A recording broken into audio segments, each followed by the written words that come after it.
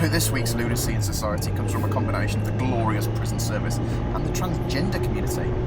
Now, I don't know about you, but I can only speak from my own perspective. My perspective is, quite simply, why are we asking what gender the prisoner feels and jailing them based upon their answer?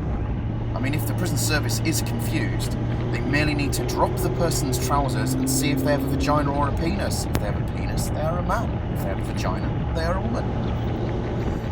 This whole incident has been brought to the attention of the public by a story of a man called Stephen Terence Wood. This man was sentenced to hard time. I mean, let's be fair, there's no such thing as hard time. It's more like a spa and a day treatment for prisoners now. He had his freedom taken off him, should we say, for GBH and burglary.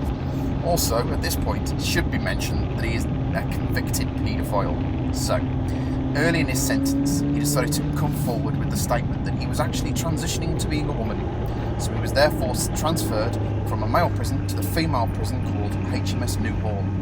Stephen then decided he should be called Karen White, and to much the shock and horror of society, he went on to sexually assault and rape 4 women within days of arriving. No shit. There's 2 schools of thoughts on this, really, as far as I'm concerned. Well, if the women he had raped hadn't broken the law, then they wouldn't have been raped. And if society wasn't so weak and left-wing, then he'd be getting punished and not sent to a place with unlimited potential victims. I will use the pronoun he, as I don't care what pronoun this child molester wants to be called, and neither should anyone else, as I believe you are simply the sex you are, and there's no change once you decide to have your dick lopped off.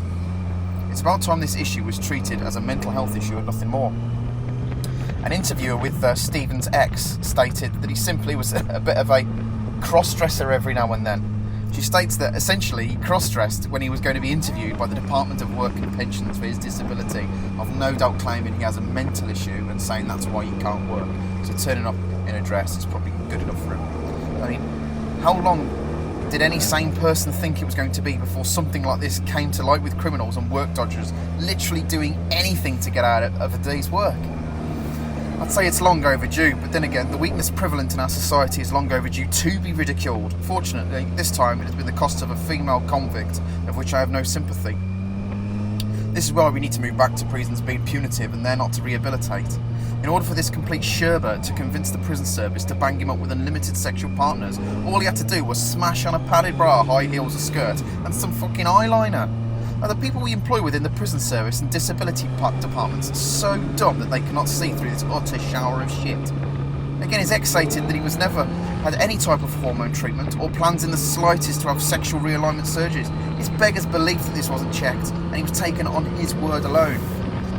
I can't help but think his whole attempt to identify himself as a woman was in some part to avoid being destroyed by the main dingoes in Clink, as even imprisoned paedophiles are absolutely despised. He'll be getting a lot of hard time now though, especially at shower time where there's loads of AIDS-ridden criminals stretching this bastard's arsehole for him. Imagine, if you will, for 1 second, if the whole of society was operating on the same way our social services and prison systems are operating on. So, Mr. Fred West, did you murder your children as the videotape shows? No, sir, it wasn't me, Fred replies. Okay, fair enough, you're innocent, replies the judge. Sheer lunacy.